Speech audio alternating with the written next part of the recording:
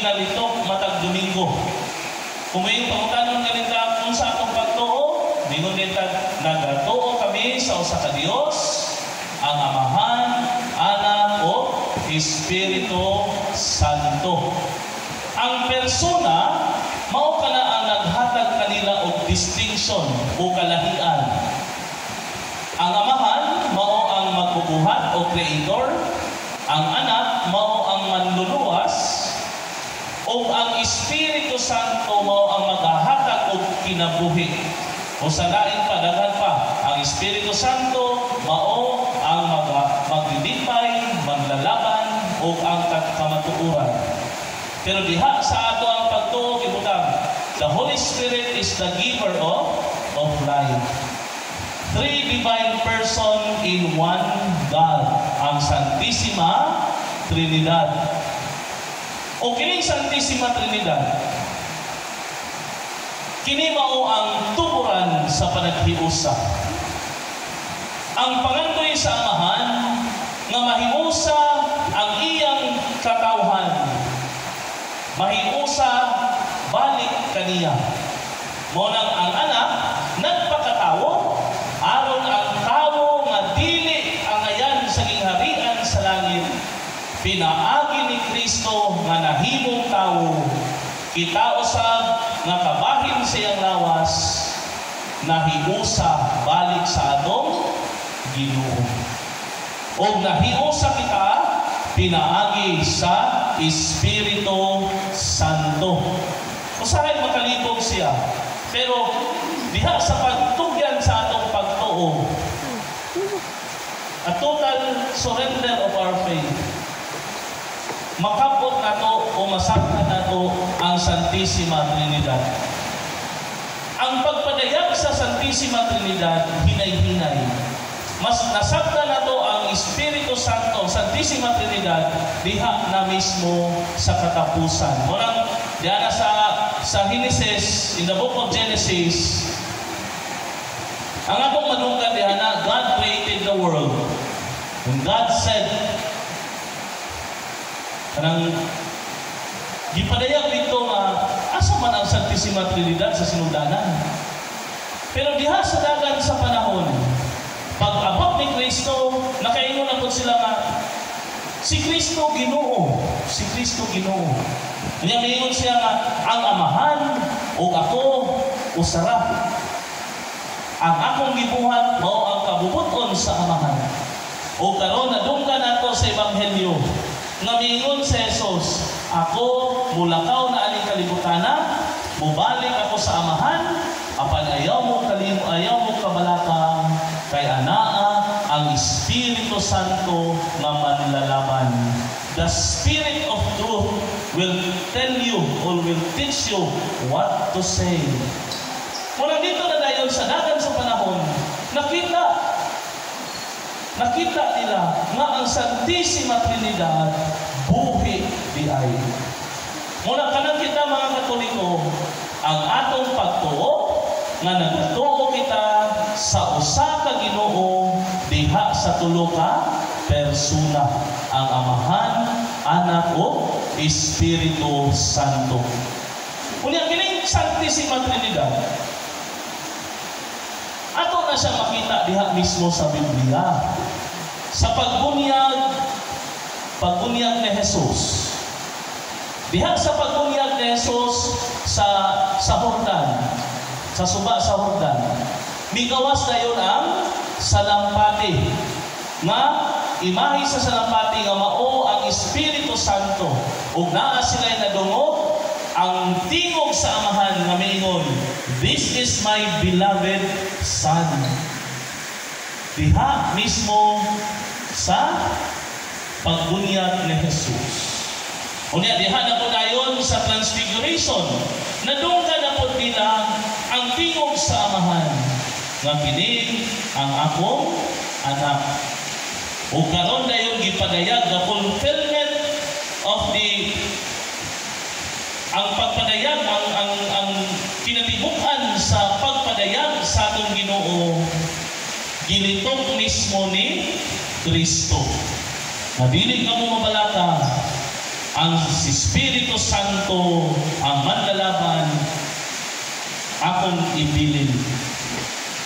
Unang mga igsoon ko ni Kristo, ang Santissima Trinidad, ang Amahan, Anak ug Espiritu Santo, mao'y tuburan sa panaghiusa, imahe sa panaghiusa, modelo sa panaghiusa, ug mao kana ang pangandoy sa atong Ginoo nga mahiusa kita ngadto kaniya. Muna nakapumalandong ko ba? Today is Father's Day. Happy Father's Day di ay. Mga papa, Happy Father's Day. Sa mga mama ko na nahimo na pong papa, nakay, Happy Father's Day ako. Abi ninyo, kung mamalandong bitaw ka, ang pinakauna nga pag-ampo sa magtiayon diha sa kasal, your first prayer or your promise before God is to be united to one another. Mo na inyong pag-ampo. Mo na din ang pare, okay, sabat ka na ako. Mingon din mo, itugod Ginoo, sukat karong adlaw kami magkahiusa bisan unsay nahitabo. Your first prayer or your promise before God is to be united from this day forward. Bisan unsay mahitabo, kamo magkahiusa. Sa kasakit o kalipay, sa sakit o sa mayong pangawas, sa kahamugaway o kapitos, hangtod ang kamatayon mubulag ka na. Nindot kayo mga igsoon ko na ni Kristo, nga ang pangandoy di ay sa atong Ginoo nga mahiusa kita, pangandoy po di ay nato. So wala pa di ay ka nangandoy na ang Ginoo nga mahiusa kita. O kita o sa hinaot ta, na dili kita makalimot, nga ang una-unta na ituhog na to sa itong kasing-kasing una-una, nga mahiusa ako kanunay sa akong hiligugma.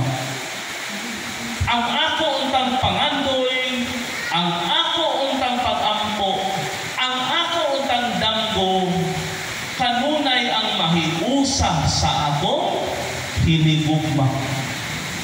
Kay kana ang pag-ampo sugod palandaan diha sa pamilyoon.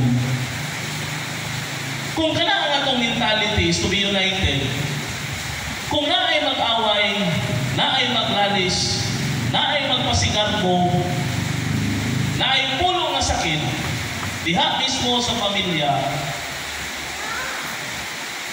ibalik ko ta kanunay ang diwa sa panaghiusa. Lord, help me to be humble. Not because pildi ko, not because sakto siya. Help me to be humble because I want to be with Him forever. Tabangin ko, Lord, na magpaubos. Tabangin ko na makapaubos. Tabangin ko na musabot. Dili tungod kay sabtunon o dili tungod kay gusto ko nga maghiusa ni kanunay. Pinanaunta ang diwa sa matag usa. Abi ninyo, kani bitawng away o lalis. Bisan kung saan akong kareliyoso ako, bisan kung saan ako pare ko, dili na ako malimot nga, mabuboy ka ng kasing-kasing, nasakitan, biyata. Masuko po, masilo. Yan, realidad na sa pamilya. Ako, maayo kayo tumumali, pero diha na sa balay mismo na mo, na ako ng away, na ako ng lalis. Pero kung naman makapunta na, ako mismo, ingon ko nga, Lord, help me to be humble. Kaya bang ingon lang ka maminaw, sa paan natin kaya at least ang gasa sa pagpaminaw. Naminaw ta dili tungod, o nisabot ta dili tungod kay nasabdunod na to siya, pero gusto ta nga maghiusa kanunay ba?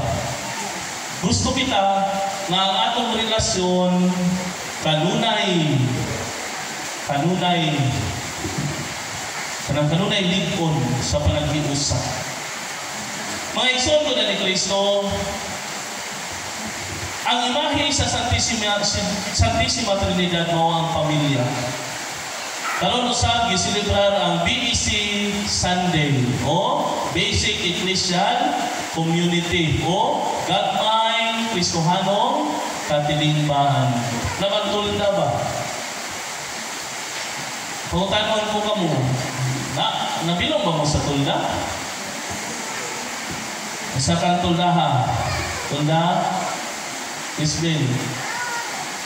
Now, di pa balong asa ng tulda niwa.